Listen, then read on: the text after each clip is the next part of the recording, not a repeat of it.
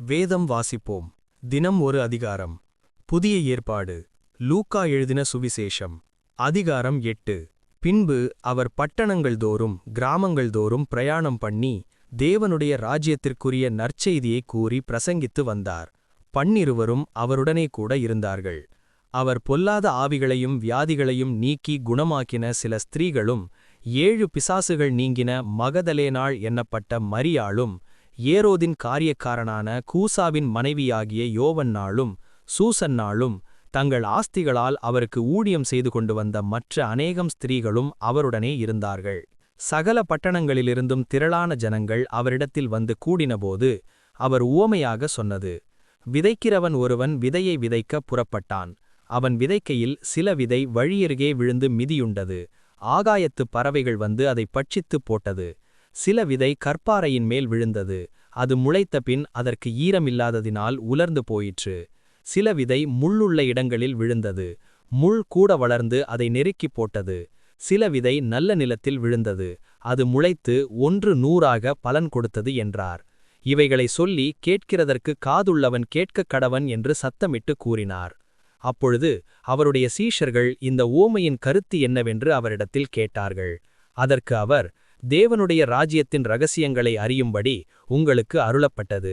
மற்றவர்களுக்கோ அவர்கள் கண்டும் காணாதவர்களாகவும் கேட்டும் உணராதவர்களாகவும் இருக்கத்தக்கதாக அவைகள் ஓமைகளாக சொல்லப்படுகிறது. அந்த ஓமையின் கருத்தாவது: விதை தேவனுடைய வசனம். வழி அருகே விதைக்கப்பட்டவர்கள் வசனத்தை கேட்கிறவர்களாயிருக்கிறார்கள். அவர்கள் விசுவாசித்து இரட்சிக்கப்படாதபடிக்கு பிசாசானவன் வந்து அவ்வசனத்தை அவர்கள் இருதயத்திலிருந்து எடுத்துப் போடுகிறான். கற்பாறையின் மேல் விதைக்கப்பட்டவர்கள் கேட்கும்போது சந்தோஷத்துடனே வசனத்தை ஏற்றுக்கொள்ளுகிறார்கள். ஆயினும் தங்களுக்குள்ளே வேர்கொள்ளாதபடியினாலே கொஞ்சக்காலம் மாத்திரம் விசுவாசித்து சோதனை காலத்தில் பின்வாங்கி போகிறார்கள். முள்ளுள்ள இனங்களில் விதைக்கப்பட்டவர்கள் வசனத்தை கேட்கிறவர்களாயிருக்கிறார்கள். கேட்டவுடனே போய் பிரபஞ்சத்திற்குரிய கவலைகளினாலும் ஐஸ்வரியத்தினாலும் சிற்றின்பங்களினாலும் நெருக்கப்பட்டு பலன்கொடாதிருக்கிறார்கள். நல்ல நிலத்தில் விதைக்கப்பட்டவர்கள் வசனத்தை கேட்டு அதை உண்மையும் நன்மையுமான இருதயத்திலே காத்து பொறுமையுடனே பலன் கொடுக்கிறவர்களாயிருக்கிறார்கள். ஒருவனும் விளக்கை கொளுத்தி அதை ஒரு பாத்திரத்தினாலே மூடவும் மாட்டான், கட்டிலின் கீழே வைக்கவும் மாட்டான். உள்ளே பிரவேசிக்கிறவர்கள் அதன் வெளிச்சத்தை காணும்படிக்கு அதை விளக்கு தண்டின் மேல் வைப்பான். வெளியரங்கமாகாத இரகசியமும் இல்லை, அறியப்பட்டு வெளிக்கு வராத மறைபொருளும் இல்லை. ஆதலால் நீங்கள் கேட்கிற விதத்தை குறித்து கவனியுங்கள். உள்ளவன் எவனோ அவனுக்கு கொடுக்கப்படும், இல்லாதவன் எவனோ அவனுக்கு உண்டென்று நினைக்கிறதும் அவனிடத்திலிருந்து எடுத்துக்கொள்ளப்படும் என்றார். அப்பொழுது அவருடைய தாயாரும் சகோதரரும் அவரிடத்தில் வந்தார்கள். ஜனக்கூட்டத்தினாலே அவர் அண்டையில் அவர்கள் சேரக்கூடாதிருந்தது. அப்பொழுது: உம்முடைய தாயாரும் உம்முடைய சகோதரரும் உம்மை பார்க்க வேண்டுமென்று வெளியே நிற்கிறார்கள் என்று அவருக்கு அறிவித்தார்கள்.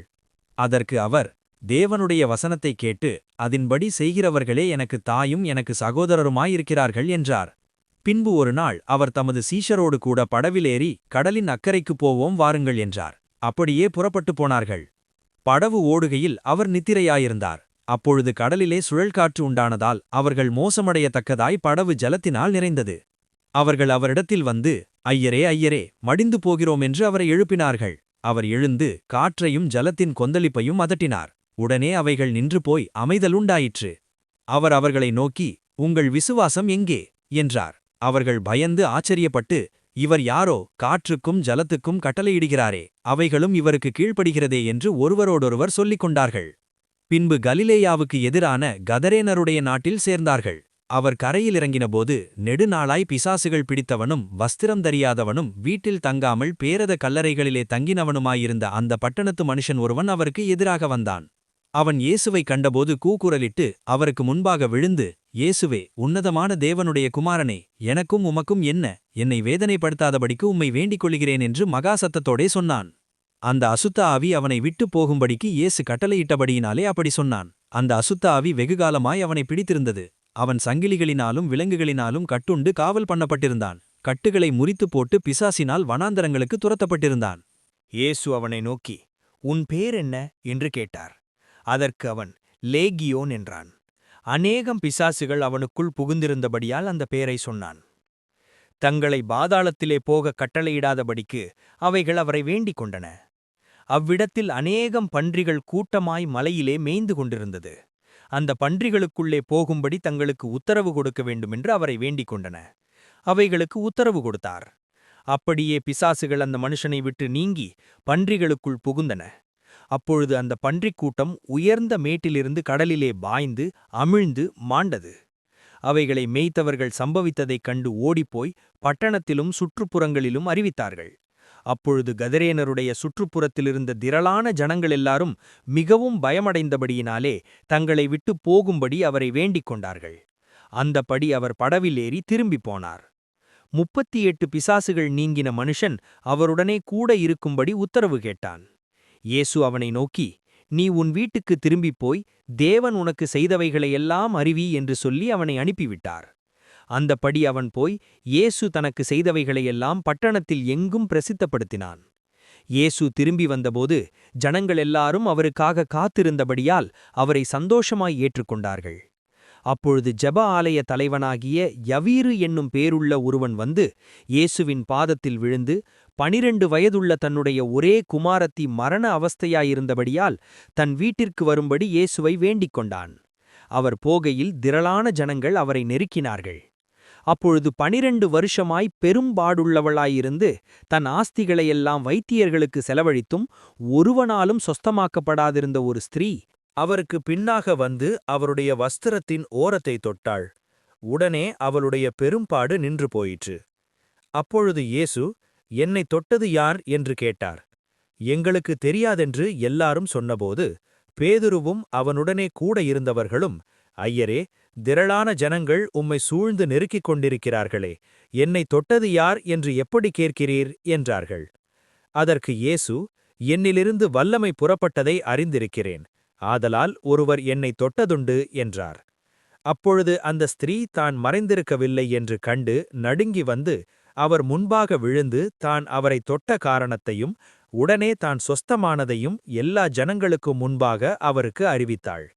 அவர் அவளை பார்த்து, மகளே, திடன்கொள், உன் விசுவாசம் உன்னை இரட்சித்தது, சமாதானத்தோடே போ என்றார்.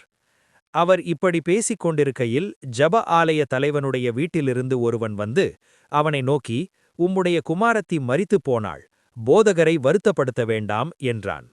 இயேசு அதைக் கேட்டு, பயப்படாதே, விசுவாசமுள்ளவனாயிரு, அப்பொழுது அவள் இரட்சிக்கப்படுவாள் என்றார்.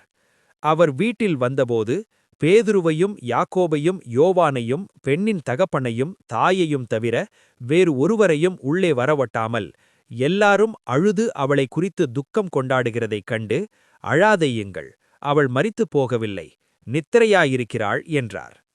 அவள் மரித்துப் போனாள் என்று அவர்கள் அறிந்ததினால் அவரை பார்த்து நகைத்தார்கள். எல்லாரையும் அவர் வெளியே போக பண்ணி அவளுடைய கையை பிடித்து, பிள்ளையே, எழுந்திரு என்றார். அப்பொழுது அவள் உயிர் திரும்ப வந்தது. உடனே அவள் எழுந்திருந்தாள். அவளுக்கு ஆகாரம் கொடுக்க கட்டளையிட்டார். அவள் தாய் தகப்பன்மார் ஆச்சரியப்பட்டார்கள். அப்பொழுது நடந்ததை ஒருவருக்கும் சொல்லாமலிருக்கும்படி அவர்களுக்கு கட்டளையிட்டார். ஆமேன். கர்த்தருடைய ஆசீர்வாதம் உங்கள் மேல் இருப்பதாக. ஆமேன். ஆமேன்.